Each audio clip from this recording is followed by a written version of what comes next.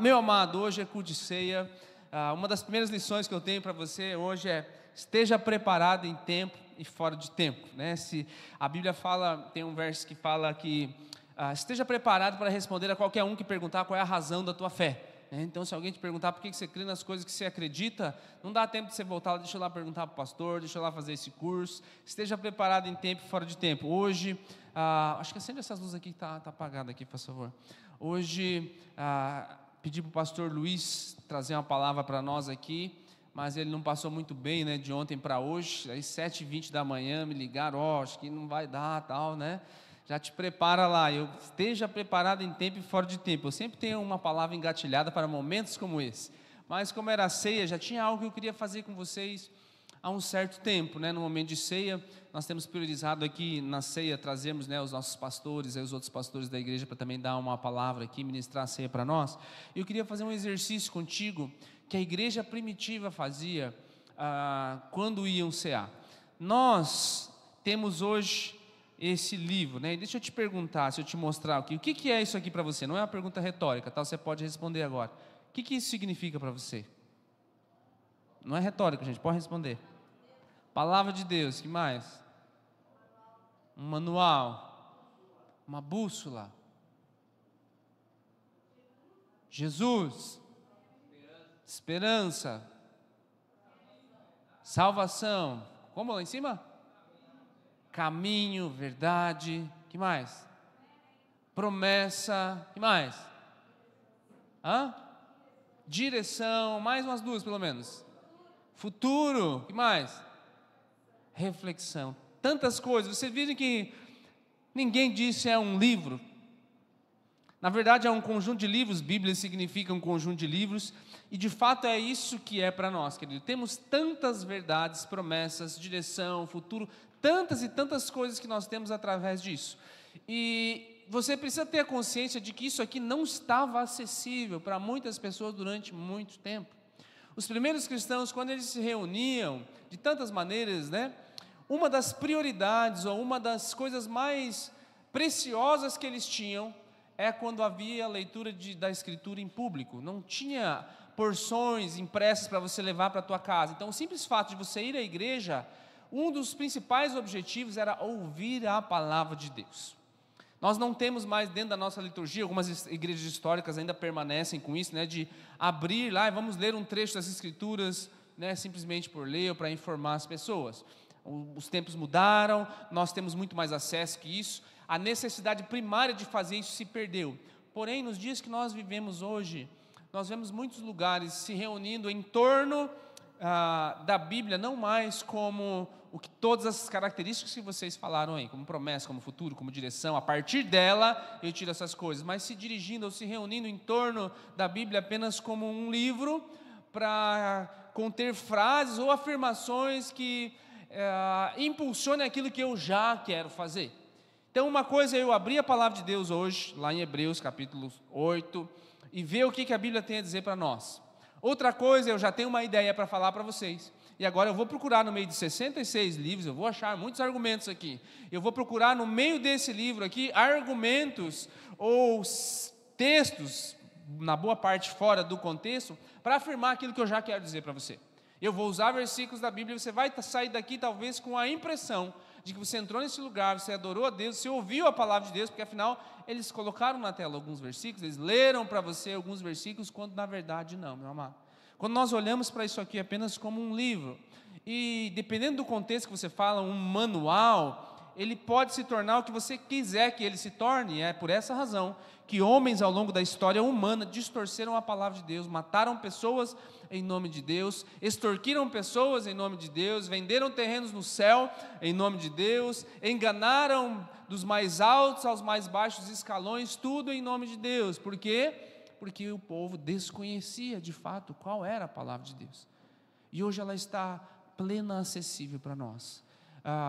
Boa parte das pessoas hoje não trazem mais a Bíblia em papel, não tem problema, nós não somos legalistas enquanto a isso, desde que você tenha em primeiro lugar impressa no seu coração, né? Quantos versículos você sabe de cor para responder? em tempo e fora de tempo, a quem perguntar para você a razão da tua fé. Se você tem um celular, não tem um aplicativo da Bíblia, querido, hoje já é o dia de você pedir perdão já para Deus. Pai, tem tanta coisa, tanto aplicativo, e não tem um aplicativo da Bíblia aí dentro, significa que com certeza você não lê ela. Significa que Deus deixou revelado ao longo de 1500 anos, mais de 40 autores diferentes, atributos a respeito de quem Ele é. Isso aqui não é um manual para a tua vida, sim, pura e simplesmente. Isso aqui é a revelação de quem Deus é. Esse é o foco dela, o foco é Jesus. O foco não é resolver os problemas da nossa vida, o foco é apresentar quem Deus é, qual é o nosso estado humano e qual é o caminho para sairmos deste lugar. Esse é o foco desse livro, querido. Não é como crescer, como influenciar pessoas, como ganhar mais dinheiro, como resolver meus problemas de saúde, como resolver os meus e eu. Esse não é o foco da revelação desse livro. O foco é quem Deus é, quem Deus quer que você seja, o que Ele fez para que você não permaneça no estado de limbo ou de zumbi espiritual, entendendo que você já é um morto ambulante quando você está fora do caminho do Senhor. Só a certidão de óbito oficial ainda não veio sobre você. Esse é o estado da humanidade. Romanos vai nos falar, não há um justo sequer, não há quem faça o bem.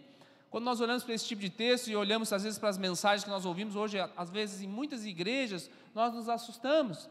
Nós pensamos assim, nossa, mas não, Deus é amor, Deus me ama, Deus me recebe. Sim, é verdade, a Bíblia diz que Deus te recebe como você está. Deus não rejeita ninguém num primeiro momento, mas é impossível você conhecer a graça de Deus de verdade e permanecer do mesmo jeito. É impossível você ter um encontro de verdade com Jesus e permanecer do mesmo jeito. Você pega um cara religioso, um cara que faz tudo certinho, que entende muito da palavra, como Paulo, mas está totalmente fora, debaixo de um legalismo religioso, e ele tem um encontro com Jesus, e ele deixa tudo para trás. Ele deixa a herança para trás, ele deixa a cidadania para trás, ele deixa tudo para trás, e em um determinado momento ele apanha, ele perde tudo, não faz sentido o que esse cara está fazendo. Em um determinado momento ele fala assim, leve e momentânea tribulação que eu passo, produz para mim um eterno peso de glória. E ele fala assim, tudo que eu ganhei, ele cita o currículo dele, que é grande, que é bom, ele usa uma palavra forte, ele fala assim, eu considero isso aqui tudo como esterco para ganhar a glória do Senhor. É uma perspectiva nova, diferente. Hoje é culto de ceia, e eu quero abrir, se você puder abrir comigo lá em Hebreus capítulo 8, nós vamos ler muitos e muitos versículos aqui. Se você tiver com o teu aplicativo, abra. O pessoal até vai pôr na tela, mas eu quero te encorajar. Se você tiver aí com o aplicativo no teu celular, leia aí no teu celular, tá? Se você tiver com a Bíblia na mão, leia aí na tua Bíblia. Se você não trouxe nada disso, né, você vai pedir perdão para o Senhor e vai acompanhar, os irmãos vão te ajudar ali na tela. Mas eu quero que você veja, eu quero que você olhe com os teus olhos, eu quero que você acompanhe a leitura comigo, eu quero que você, de repente, adiante um pouquinho os versículos. Opa, não estamos aqui ainda. Você aprenda a ler em comunidade, você aprenda a viver em comunidade, porque a ceia se trata disso hoje. Nós vamos terminar com a ceia hoje. Romanos capítulo 8. É comprido, então acompanhe comigo aí, querido. A minha versão vai ser a Nova Almeida atualizada, a tua talvez seja um pouquinho diferente. Hebreus capítulo 8, ó, o pastor meu variando. Era só para fazer uma pegadinha com você, né? Até parece. Diz assim, ó. Ora, a ideia aqui é a nova aliança.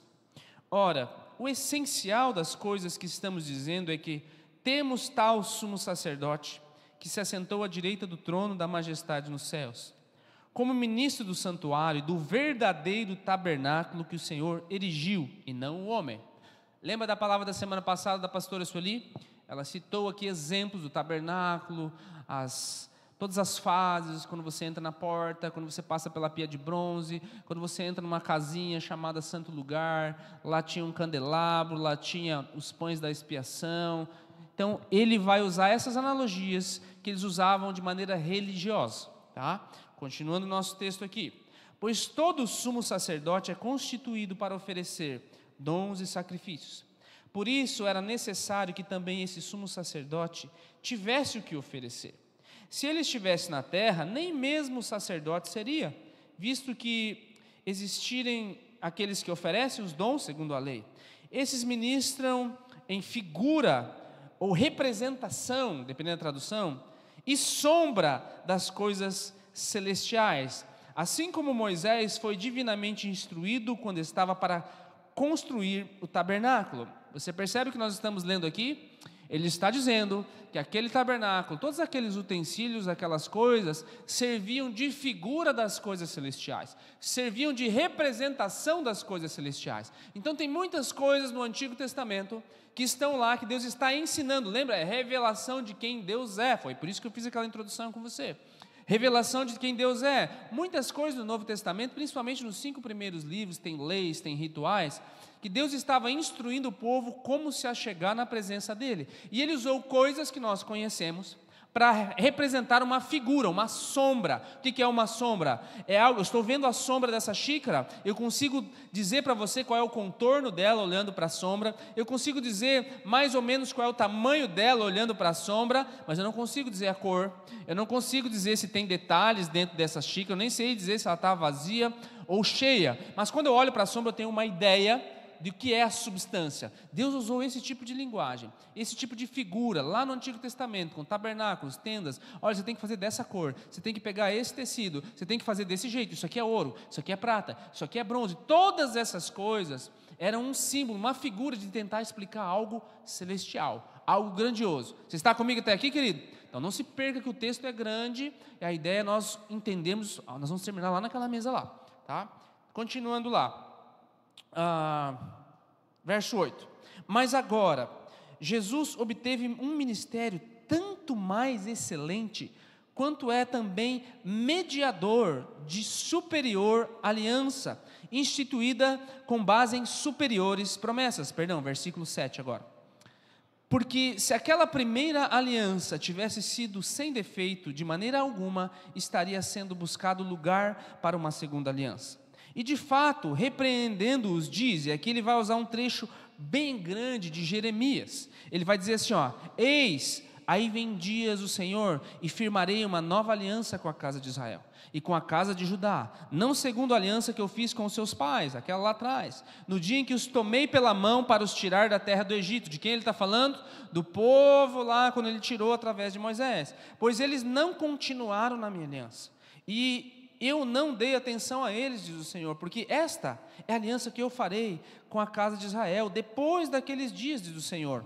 Que aliança, Senhor, é essa? Ele continua: eu imprimirei as minhas leis na mente deles, e as escreverei sobre o seu coração, e eu serei o seu Deus, e eles serão o meu povo, e não ensinará jamais cada um ao seu próximo, nem cada um ao seu irmão, dizendo, conheço o Senhor, porque todos me conhecerão, desde o menor até o maior deles, pois para com as suas iniquidades usarei de misericórdia, e olha que fantástico, e dos seus pecados jamais me lembrarei.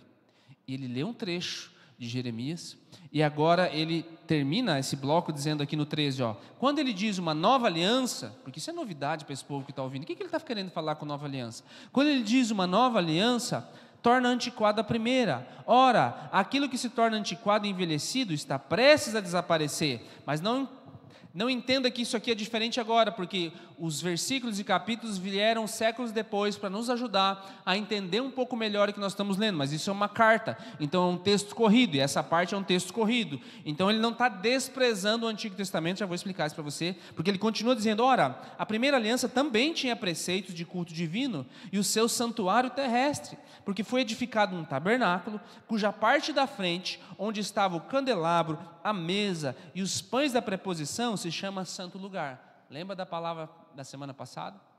Ele está querendo dizer assim, eles estão vendo, eles tinham que adorar a Deus em um lugar, e tinha um ritual, e tinha que ter uma pessoa no lugar deles para entrar naquele lugar, porque eles não eram dignos de entrar naquele lugar.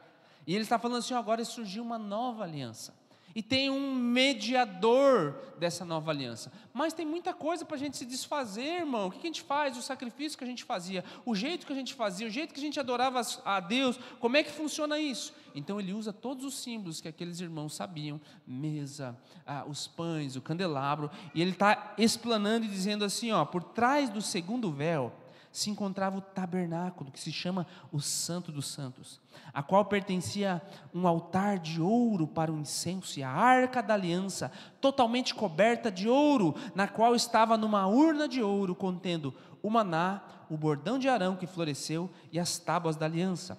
E sobre a arca estavam os querubins de glória, que com a sua sombra cobriam o propiciatório, que era a tampa da arca. Mas dessas coisas não falaremos agora com mais detalhes. Nós já falamos semana passada dessas coisas aqui, se tiver curiosidade. Ora, depois que foram feitos todos esses preparativos, todos os utensílios, todos os rituais, toda a tenda, todas essas coisas, os sacerdotes entram continuamente no primeiro tabernáculo para realizar os sacrifícios sagrados. Lembra? Lá na primeira parte. Mas no segundo, que é esse Santo dos Santos, o sumo sacerdote entra sozinho, uma vez por ano, mas não sem sangue, que oferece por si e pelos pecados de ignorância do povo. Então pensa, são repetidos ano após ano esse ritual. O pessoal chega até um pedaço, desse pedaço em diante, só um cara vai.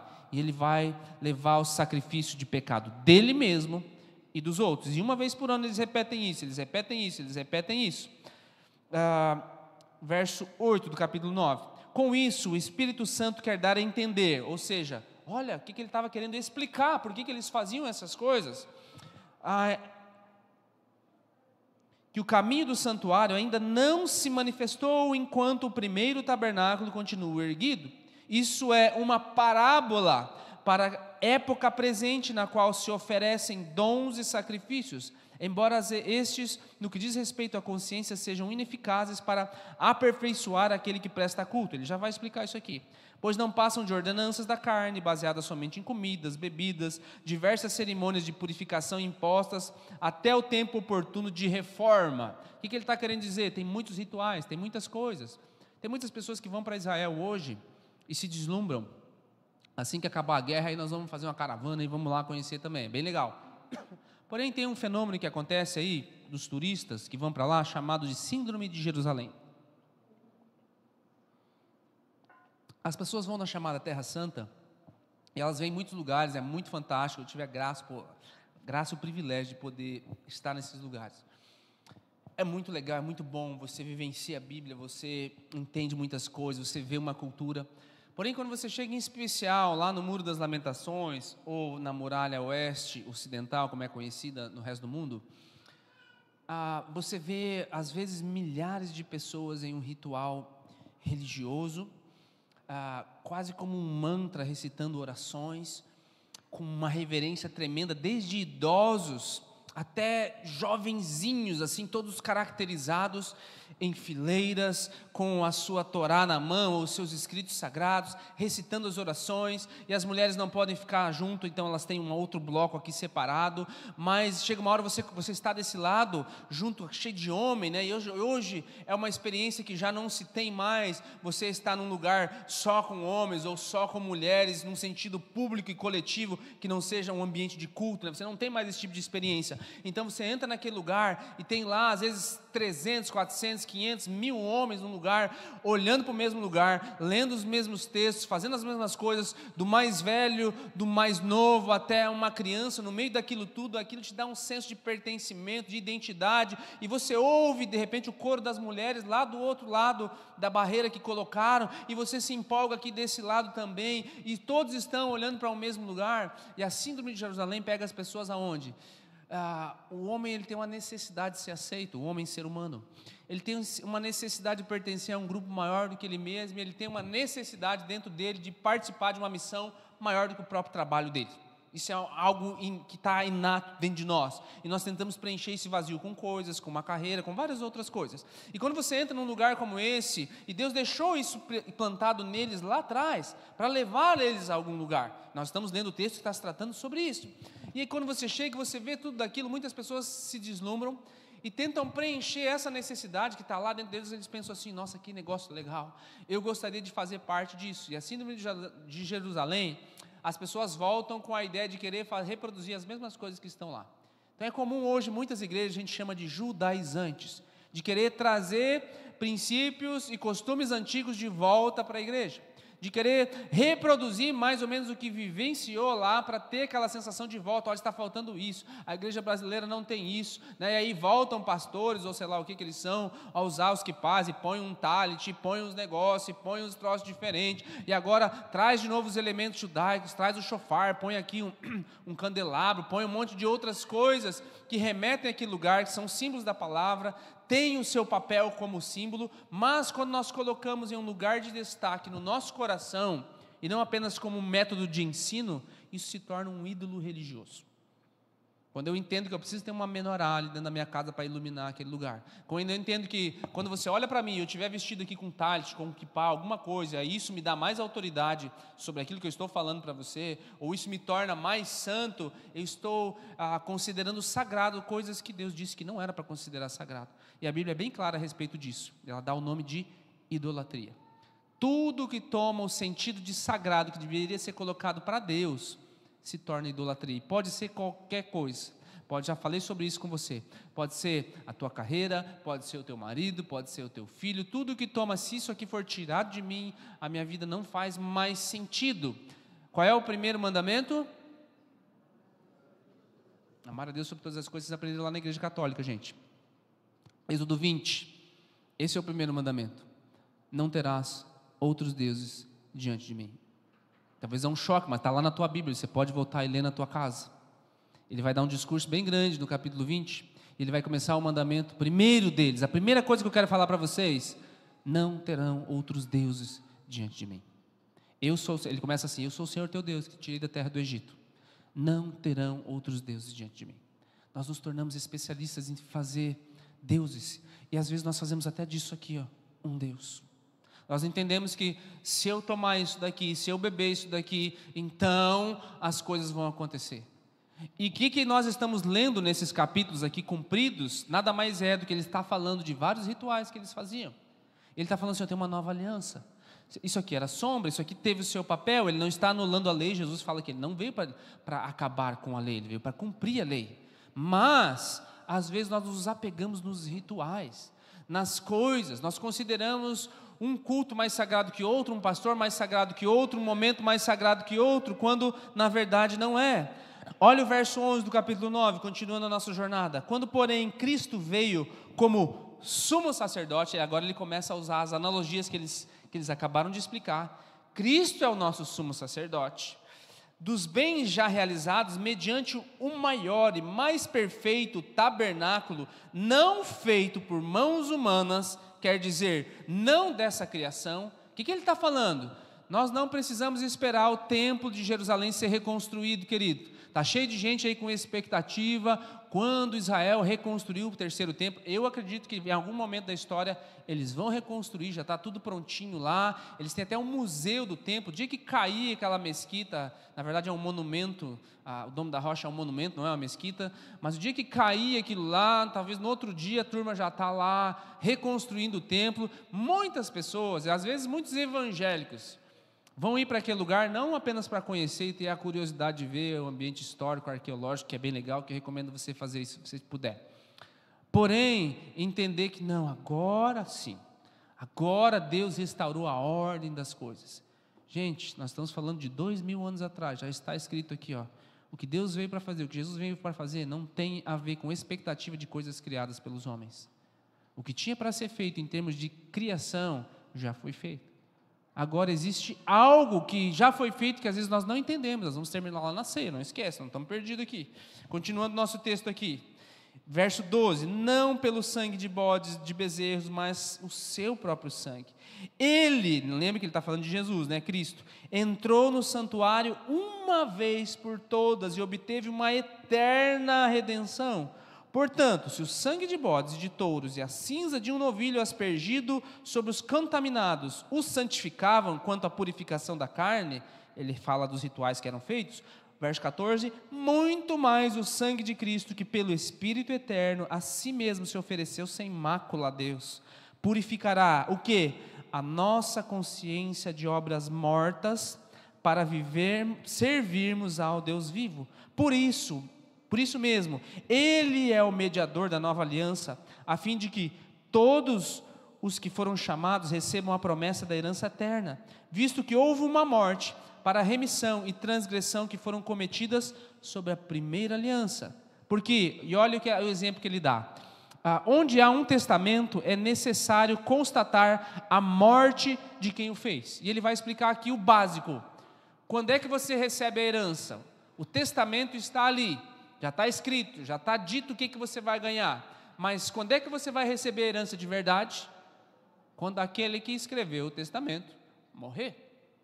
Muitas famílias estão ali, os pais às vezes já escreveram, já deixaram, ó, você vai ganhar isso aqui já é teu, certo? Teu pai já deixou para você, está lá, está escrito, você sabe, um dia você vai ganhar isso, outro dia você vai ganhar aquilo, mas isso só vai acontecer depois que ele morrer. E né, não é isso que você quer, você fica dividido entre as coisas, né? Não, eu quero que meu pai fique, mas também estou precisando, enfim. Aí cada um dentro da sua perdição mental lá vai viver o processo. Acompanha o verso 23 comigo. Era necessário, portanto, que as figuras das coisas que estão nos céus fossem purificadas com tais sacrifícios, mas as próprias coisas celestiais requerem sacrifícios superiores àquelas. Ou seja, aqueles rituais não serviam para explicar tudo o que precisava ser explicado, porque Cristo não entrou em santuário feito por mãos humanas, figura ou representação do verdadeiro santuário, porém no próprio céu, para comparecer agora por nós diante de Deus. Ele não entrou para oferecer a si mesmo muitas vezes, como o sumo sacerdote entra todos os anos no Santo dos Santos com sangue alheio. Quem viveu debaixo da doutrina católica e souber o significado de fato da missa dentro do contexto, está aqui a explicação para você. Se fosse assim, ele precisaria ter sofrido muitas vezes desde a fundação do mundo. Agora, porém, ao chegar o fim dos tempos, ele se manifestou quantas vezes? Uma vez por todas, para aniquilar o pecado por meio do sacrifício de si mesmo. E assim como aos homens está ordenado morrer, quantas vezes? Você percebe quantas verdades tem aqui, querido? Quantas vezes um homem morre? Quando alguém te perguntar, poxa, mas eu vi, a gente volta para o corpo, vai para o corpo, volta para o corpo, volta como um gafanhoto, como um mosquito, depois volta para não sei aonde, volta como uma pessoa nova, volta não sei aonde, você viu um filme, não sei aonde. Meu amado, o que é isso aqui para você, que você falou lá no começo? Direção, vida, revelação de Deus. Entenda, está lá, está escrito. Não seja pego por esse tipo de coisa. Leia a palavra. Ao homem foi dado nascer e morrer quantas vezes? Você tem uma chance, você tem uma vida. Uma vida. E depois disso aqui vem o quê? O juízo. Entende? Isso aqui já explica muitas coisas, então se apegue à palavra de Deus. Ele se manifestou uma vez por toda para aniquilar o pecado, verso 28. 28? 7, 8, eu quero ler 8. Assim também Cristo, tendo se oferecido uma vez por todas para tirar os pecados de muitos, aparecerá segunda vez, não para tirar pecados, mas para salvar aqueles que esperam por Ele. Aqui é mais uma promessa de que Jesus vai voltar. Quando te perguntarem onde está escrito, esse aqui já é um dos textos que vão te dizer que Jesus vai voltar. E aí o nosso último bloco aqui. Ora, visto que a lei é apenas uma sombra dos bens vindouros, não a imagem real das coisas, nunca consegue aperfeiçoar aqueles que se aproximam de Deus com os mesmos sacrifícios que ano após ano, continuamente eles oferecem. E aí pulamos o bloco de novo lá, vamos para o verso 8. Depois de dizer como acima, sacrifícios, ofertas e holocaustos e ofertas pelo pecado não quiseste, nem deles te agradasse, coisas que se oferecem segundo a lei, num segundo momento acrescentou, eis, aqui estou para fazer, ó Deus, a tua vontade. Ele remove o primeiro para estabelecer o segundo, e nessa vontade é que nós temos sido santificados, mediante o quê? A oferta do corpo de Jesus Cristo, quantas vezes? Uma vez por todas. E aí terminamos o bloco aqui, no verso 19. Portanto, meus irmãos, tendo ousadia para entrar no santuário Nós lemos 2 capítulos a respeito do santuário, de tantos símbolos, de tantas coisas que precisavam ser feitas, de tantas pessoas que tinham que fazer no nosso lugar, que nós não podíamos fazer isso aqui. E agora ele fala assim, como é que você entra na presença de Deus? Tendo ousadia para entrar no santuário pelo sangue de Jesus. Nós estamos lendo tudo isso aqui para você entender os elementos, de uma maneira que você nunca entendeu antes, talvez. Eu entro na presença de Deus com ousadia agora. Por que ousadia? Porque se eu entrasse de outra maneira, eu ia ser morto. Se eu entrasse de outra maneira, tem muitos exemplos no Antigo Testamento que Deus foi severo para mostrar, não se faz de qualquer jeito na minha presença. Eu espero que você entenda, querido, que quando nós falamos o poder do sangue de Jesus, não pode haver religiosidade no nosso meio. Nós estamos falando de algo poderosíssimo. Quando nós falamos de perdão de pecados, não é dos pecados do dia a dia apenas, é da nossa natureza pecadora. E agora, tendo ousadia para entrar no santuário pelo sangue de Jesus, pelo novo e vivo caminho que Ele nos abriu por meio do véu, isto é, pela sua... Você lembra que quando Jesus morre, o véu do templo se rasga de alto a baixo? Há uma simbologia aqui, que Deus faz essa própria atitude. Ele está falando, quem é o véu agora? Não é mais o templo, é a carne dele. Ele rasgou a carne dele por nós.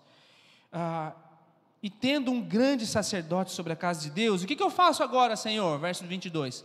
Aproximemo-nos com um coração sincero, em plena certeza de fé, tendo o coração purificado da má consciência e o corpo lavado com água pura, guardemos firme a confissão da esperança sem vacilar, pois quem fez a promessa é fiel, e cuidemos também de nos animar uns aos outros no amor, na prática das boas obras, e não deixemos de nos congregar como igreja, em algumas traduções, como é costume de alguns. Pelo contrário, façamos admoestações ou advertências, ainda mais agora que vocês veem que o dia se aproxima. Você percebe que depois de explicar o que Jesus fez, ele olha para a igreja e fala assim, gente, o que a gente faz agora? Nos aproximemos do trono da graça, façamos advertência uns com os outros, não deixemos de congregar como igreja, não deixemos de nos reunir, façamos boas obras. E aí ele termina dizendo assim, porque se continuamos a pecar de propósito, depois de nós termos recebido o conhecimento da verdade, ele entrega os bets, né? Já não resta mais sacrifício pelos pecados. Se você continuar pecando deliberadamente, ou seja, eu não quero mais isso, depois de você ter conhecido a graça, depois de você ter descido as águas do batismo, você rejeitar o conhecimento do Senhor e decidir de fato andar na lama, ele fala assim, não tem mais o que fazer por você mesmo. Para isso que Deus criou dois destinos.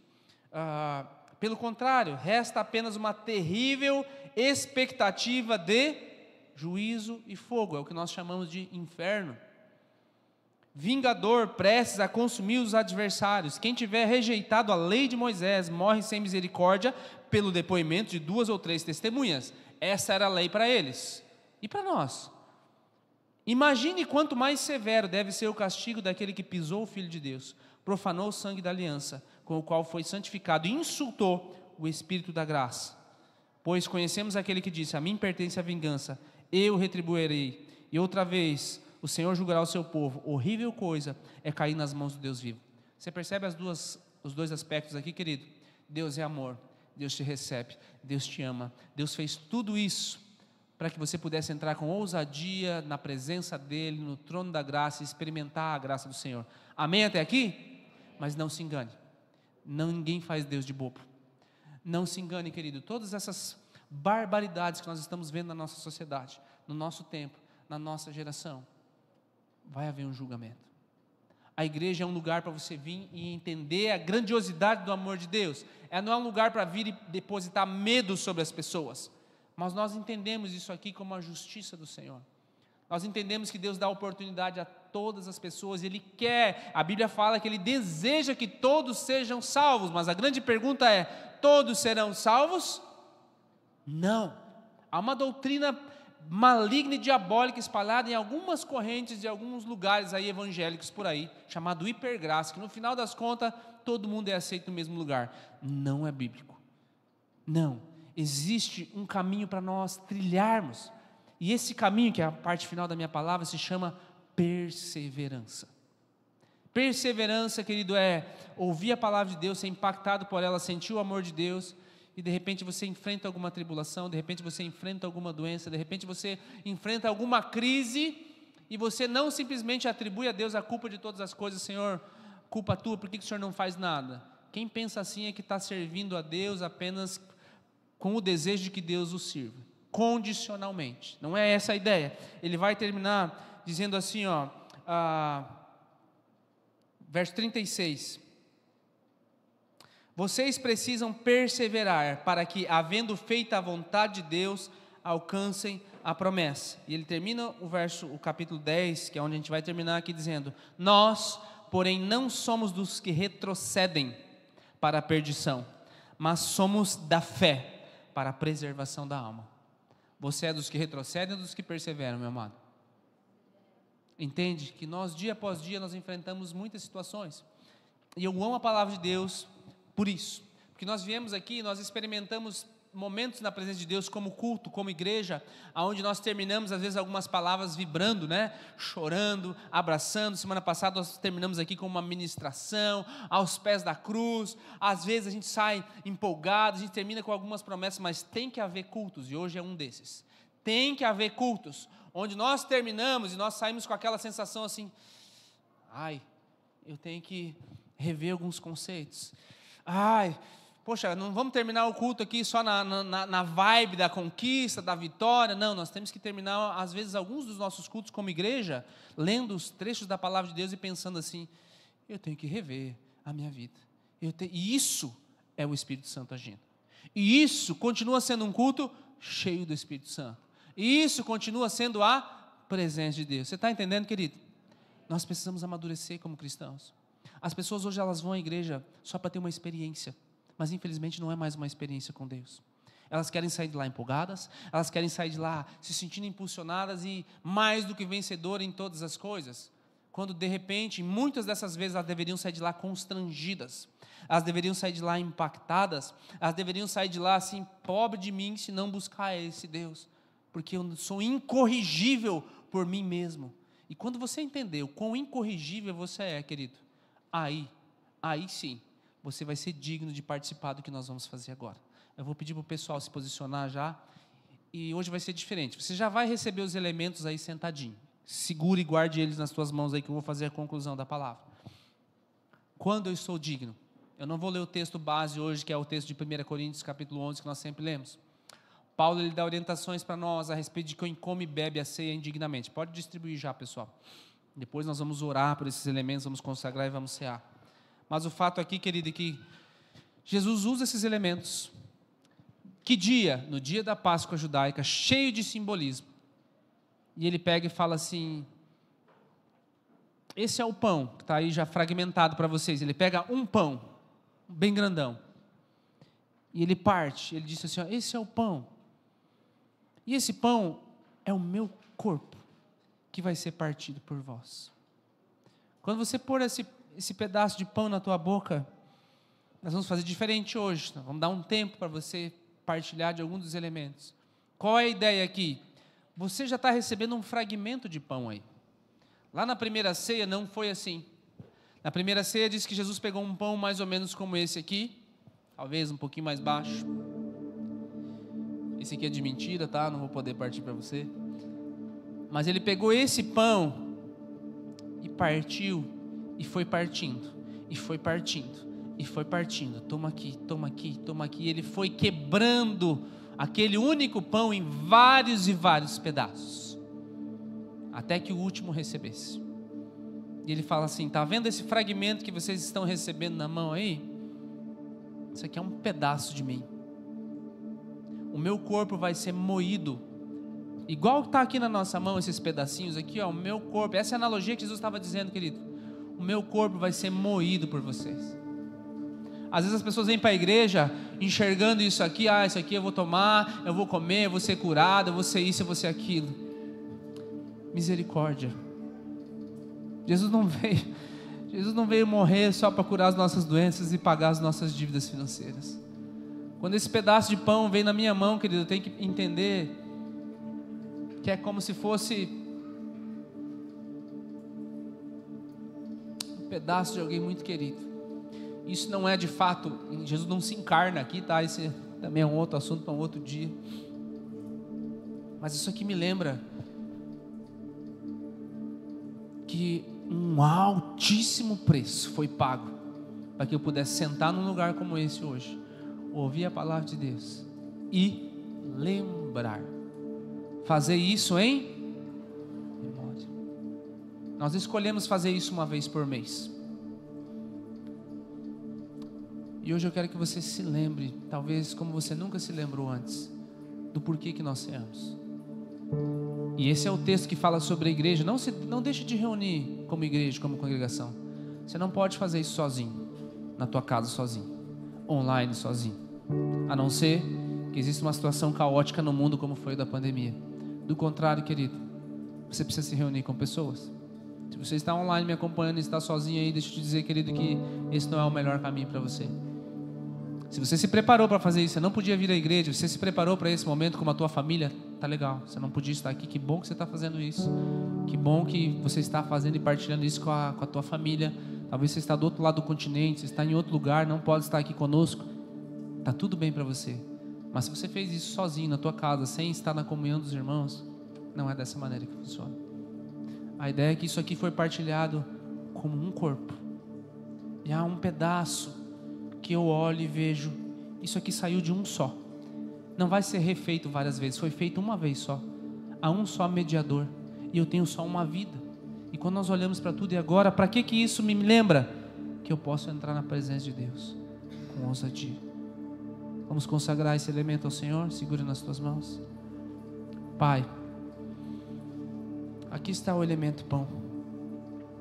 Jesus, assim como na ceia o Senhor pegou primeiro o pão, lá no meio da celebração da Páscoa, partiu para cada um dos discípulos e disse: esse é o meu corpo dado em favor de vocês, façam isso em memória de mim, até que eu venha. Pai, nós queremos lembrar isso agora, como o Senhor nos ordenou, Senhor. Olhamos lá para trás, sempre que comerem desse pão, nós anunciamos a morte do Senhor, até que Ele venha. Nós olhamos lá para trás, ó Pai, nós olhamos para agora, porque a Tua palavra também diz: examine-se, pois, o homem a si mesmo, e daí coma do pão. Nós analisamos a nossa vida agora, Senhor. Não queremos fugir da ceia por causa do nosso pecado, nós queremos fugir do pecado, Senhor, por causa da ceia, Deus. Um instrumento de restauração, um instrumento que me lembra: examine-se e coma. Pai, olhamos cada um de nós para dentro de nós. Perdoa se em algum momento nós negligenciamos essa preciosidade que é a cear. Perdoa se em algum momento, Pai, nós fizemos disso um ato religioso. Nós consagramos esse elemento na Tua presença, Pai, entendendo que não tem a ver só conosco, Pai. Nós olhamos ao nosso redor, olhamos para os nossos irmãos, e como Paulo instruiu para os coríntios, antes nós precisamos nos reunir para comer, precisamos esperar uns pelos outros, ó Pai. É o momento da comunhão, Pai. Que não haja divisão entre nós. Ô Espírito Santo, nos ajuda a lembrar disso. Nós consagramos a Ti, Pai, em Tua memória, em Tua honra nós comemos, Pai, em nome de Jesus. Se você está com o elemento aí, coma dele agora, apenas ele, não o cálice.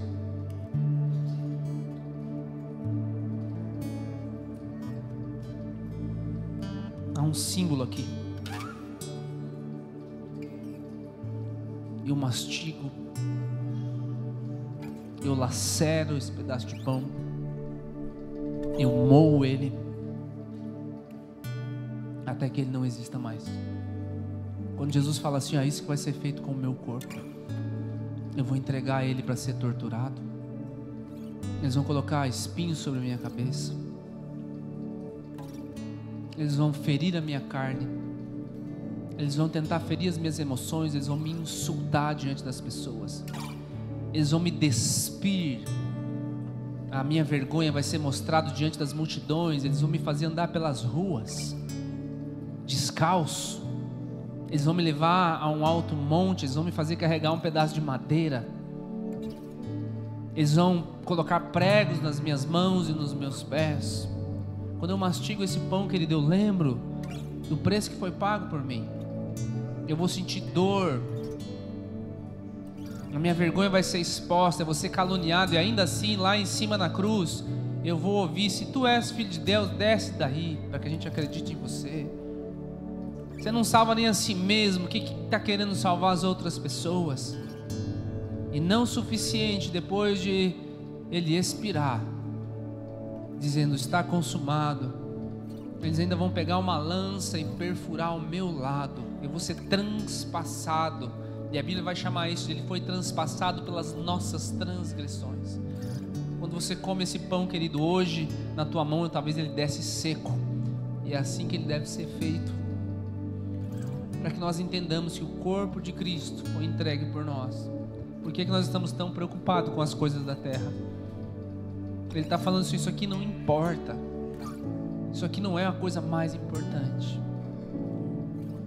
E da mesma maneira, Segura o cálice aí nas tuas mãos. A ceia foi feita assim, tá? A primeira, ela não foi uma sequência. Se você ler os textos, Jesus faz o pão primeiro, e depois ele interrompe, daí depois ele faz o cálice. Não que nós tenhamos que seguir essa liturgia, mas é a analogia que eu quis dar para você hoje. Depois, lá num determinado momento da ceia, Jesus pega o cálice que fazia parte do ritual judaico, e ele olha, ele fala agora palavras muito preciosas. Ele usa essa expressão que nós lemos no texto de Hebreus: esse cálice é o sangue da nova aliança. Hoje eu faço uma nova aliança com vocês, não baseada nas promessas lá de trás, das coisas. Aí nós limos 3 capítulos bem grandes hoje explicando o que significava. É a nova aliança. É aquele que entende que o sangue representa a vida. Sem sangue não há vida. São as vitaminas que correm por ali, é o oxigênio que é transportado para as tuas células, é aquilo ali. Sem o sangue de Jesus, você não tem vida. Sem o sangue de Jesus, você não tem acesso. Sem o sangue de Jesus, você não tem o oxigênio. Sem o sangue de Jesus, não adianta ler a Bíblia, porque você não entende nada. Sem o sangue de Jesus, não adianta orar, porque você ora no teu nome. Sem o sangue de Jesus, não adianta pedir perdão. Você é um pecador incorrigível. Você nunca vai conseguir chegar nos céus com as suas atitudes, nunca. Toda tentativa é frustrada, ela é falha. Dura pouco a minha perfeição, dura pouco a minha justiça. Mas nós lemos: pelo sangue de Jesus, eu entro pelo novo e vivo caminho. E eu entendo que esse sangue foi vertido para mim. Quando colocaram uma coroa de espinhos, você já cortou a cabeça? Você já cortou? Você já viu quanto sangue sai? Você imagina quando colocaram a coroa de espinhos em Jesus? O rosto dele provavelmente completamente ensanguentado. Dói bater a cabeça. Eu tenho uma cicatriz aqui até hoje. Eu me lembro, eu era criança, eu me lembro ainda. E o rosto de Jesus ensanguentado. O seu corpo torturado pela tortura romana, que era praticamente morte depois daquilo. Mãos e pés perfurados, lado transpassado, sangue e água. Tudo que Jesus tinha, querido, Ele deixou lá. Você acha que foi só para te trazer prosperidade? Você acha que foi só para te curar de uma enfermidade? Todo esse sacrifício que nós fazemos e hoje nós lembramos, é para que nós pudéssemos voltar para Deus. Não tem a ver com o agora só, apesar de também, mas tem a ver muito mais com o que foi e aconteceu lá atrás. Dos seus pecados eu não me lembrarei mais. E o agora é uma nova vida para você. E o futuro, nosso futuro é com Ele. Vamos consagrar esse sangue. Pai, da mesma maneira, o sangue que representa a nova aliança, Pai, está aqui diante das nossas mãos. A unidade que esse sangue representa, Senhor, não é lugar aqui para divisões entre nós, não apenas feridas do corpo, Senhor, mas compreendemos, Senhor, que a lógica do Evangelho derruba a lógica do mundo, que enaltece a posição social ou a divisão racial. Pai, nós estamos na Tua mesa, e na Tua mesa, Senhor, é lugar de unidade, e essa unidade é exibida com clareza diante dos olhos de todas as pessoas, Pai. Quando nós nos reunimos, ó Pai, na ceia do Senhor, nós olhamos ao nosso redor e olhamos para os nossos irmãos que estão ao nosso redor, ó Pai, e às vezes nós olhamos hoje e vemos quem é que não está aqui dentro, que deveria estar, Pai. E na ceia nós lembramos de tudo isso, que nós somos um corpo, que a igreja é uma só, um pão, um só batismo, um só Espírito, que por meio de Cristo nós somos habilitados a sentarmos à mesa. E o que nos faz dignos, Pai, é a consciência da nossa indignidade. Obrigado, Senhor, porque Tu estás aqui conosco. Obrigado, Jesus, porque não perdemos a dimensão desse ato, Senhor. Não é mais um ato religioso.